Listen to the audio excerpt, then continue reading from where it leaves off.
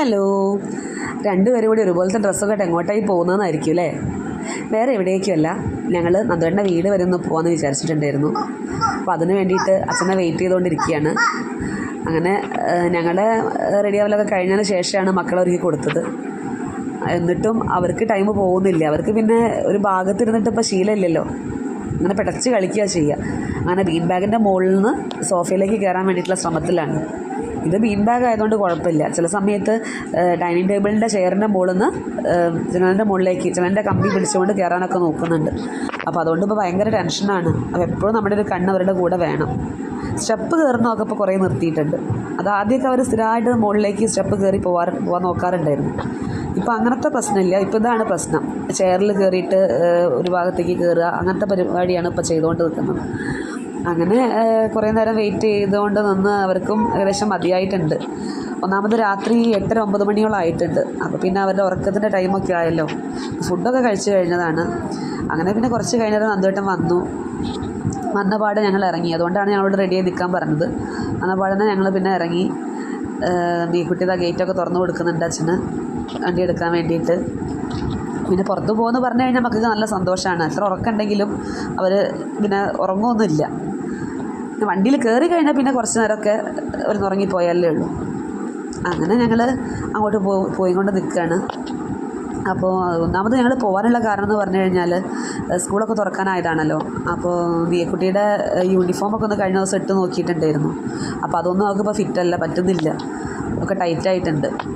അപ്പോൾ അതൊന്ന് സ്റ്റിച്ച് ചെയ്യിക്കാൻ വേണ്ടിയിട്ടാണ് ഞങ്ങൾ ഈ പോകുന്നത്. ഒന്നാമത് വെക്കേഷനൊക്കെ ആയിരുന്നല്ലോ, 2 മാസത്തെ വെക്കേഷനൊക്കെ കഴിഞ്ഞിട്ട് പോവല്ലേ. അപ്പോൾ നമുക്കത് ഫീൽ ചെയ്യില്ല. പക്ഷേ ഡ്രസ്സ് ഇട്ട് നോക്കുമ്പോഴാണ് ആ വ്യത്യാസം നമുക്ക് മനസ്സിലാവുന്നത്. അപ്പോൾ എന്തായാലും പുതിയ സ്റ്റിച്ച് ചെയ്യാൻ വേണം. അങ്ങനെ ഞങ്ങൾ അമ്മേനെ വിളിച്ച് പറഞ്ഞ സമയത്ത് എന്തായാലും അതിൻ്റെ മെഷർമെൻറ്റ് എടുക്കണം എന്ന് പറഞ്ഞു. അപ്പോൾ അതിന് വേണ്ടിയിട്ടാണ് ഞങ്ങളീ പോകുന്നത്.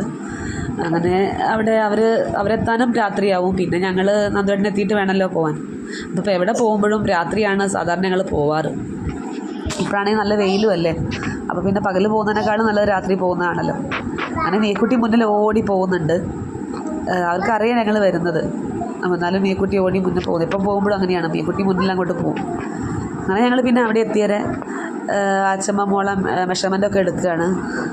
അപ്പോൾ നോക്കുന്നുണ്ട്, മീക്കുട്ടി ശരിക്ക് വെച്ച് കൊടുക്കുന്നുണ്ട്. നേമോളാണെങ്കിൽ താഴെ നിൽക്കാതെ എൻ്റെ ഒക്കത്ത് കയറി ഇരിക്കുകയാണ്. അതിരിക്കുട്ടി പിന്നെ അച്ഛൻ്റെ കൂടെ മാങ്ങയൊക്കെ തിന്നിട്ടിരിക്കുകയാണ്. പിന്നെ മാങ്ങയൊക്കെ അവന് നല്ല ഇഷ്ടമാണ്. അതൊക്കെ എന്തൊക്കെയോ മാങ്ങ തിന്നാൽ മാത്രമല്ല, കുറേ എടുത്തിട്ട് കയ്യിൽ ഉടച്ച് കളിക്കുന്നൊക്കെ ഉണ്ട്. അപ്പോൾ പിന്നെ അച്ഛനൊന്നും പറയില്ലല്ലോ, നമ്മളാണെങ്കിൽ ചീത്തയൊക്കെ പറയും. അപ്പോൾ അതുകൊണ്ട് അവർക്കൊരു ഫ്രീഡാണ്. ഇങ്ങനെ ഗ്രാൻഡ് പാരൻസിൻ്റെ അടുത്തൊക്കെ പോകുന്ന സമയത്താണല്ലോ അവർക്ക് അവരുടെ കളികളൊക്കെ കളിക്കാൻ പറ്റുന്നത്. അങ്ങനെ മീക്കുട്ടിയുടെ അളവൊക്കെ എടുത്ത് പിന്നെ ഞങ്ങൾ കുറച്ച് നേരം അവിടെ ഇരുന്നേരം പെട്ടെന്ന് തന്നെ ഇറങ്ങിയിട്ടുണ്ട്. അതിലിടയിൽ അതിരിക്കുട്ടൻ പെണ്ണ് കണ്ടിട്ട് വരികയാണ്. മെഷർമെൻറ്റിൻ്റെ സമയത്ത് പെണ്ണ് ഉണ്ടായിരുന്നു അവിടെ. അപ്പോൾ പെണ്ണ് കണ്ടിട്ട് ദൂരെ നിന്ന് കളിയുടെ ഇടയിൽ കൂടി ഒന്ന് വന്ന് നോക്കിയതാണ്, കിട്ടിയാലോ എന്ന് വിചാരിച്ചിട്ട്. അങ്ങനെ മീക്കുട്ടിയെ പെണ്ണ് മാറ്റി വെച്ചതുകൊണ്ട് അവൻ തിരിച്ചു പോവുകയും ചെയ്തു. അങ്ങനെ വാശി പിടിക്കുന്നത് ചില സമയത്തേ ഉള്ളൂ വാശി പിടിക്കലൊക്കെ. അങ്ങനെ മീക്കുട്ടി പറയണതൊക്കെ അത്യാവശ്യം കേൾക്കുന്നുണ്ട്. ചേച്ചിയല്ലേ, 2 കുട്ടികളെ ചേച്ചി ആയതുകൊണ്ട് ചേച്ചി പിന്നെ ആ സ്ഥാനം നല്ല രീതിയിൽ തന്നെ ഉപയോഗിക്കുന്നുണ്ട്. അങ്ങനെ അച്ഛമ്മ മെഷർമെൻറ്റൊക്കെ എഴുതിയെടുക്കുകയാണ്. പിന്നെ എന്തൊക്കെയോ അതിലെന്നെ വർത്തമാനങ്ങളൊക്കെ പറയുന്നുണ്ട്. ആ കുറച്ച് സമയമല്ലേ കിട്ടിയിട്ടുള്ളൂ, ഒരുപാട് സമയമൊന്നുമില്ലല്ലോ. പിന്നെ അവർക്കും പിറ്റേ ദിവസം രാവിലെ പോകണം, നന്ദുവേട്ടനൊന്നും പിറ്റേന്ന് പോകാനുണ്ടല്ലോ. അങ്ങനെ രാത്രി തന്നെ ഞങ്ങൾ പിന്നെ അവിടെ നിന്ന് മടങ്ങിയിട്ടുണ്ട്. നേമോൾ അപ്പോഴും താഴെ ഇറങ്ങാതെ നിൽക്കുക തന്നെയാണ് എൻ്റെ അടുത്ത്. അപ്പോൾ അത് ഭയങ്കര ബുദ്ധിമുട്ടാണ് നേമോൾ താഴെ നിൽക്കാത്തത്.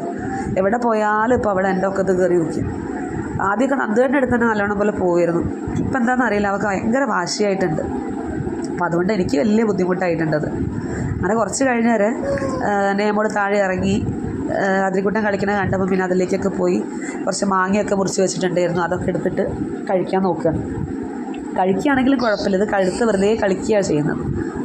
അങ്ങനെ അതിനിടയിൽ പിന്നെ നന്ദുവേട്ടൻ എന്തോ റിമോട്ട് എന്തൊക്കെ ശരിയാക്കണം എന്ന് പറഞ്ഞിട്ട് അച്ഛനത് ചെയ്ത് കൊടുക്കുകയാണ്.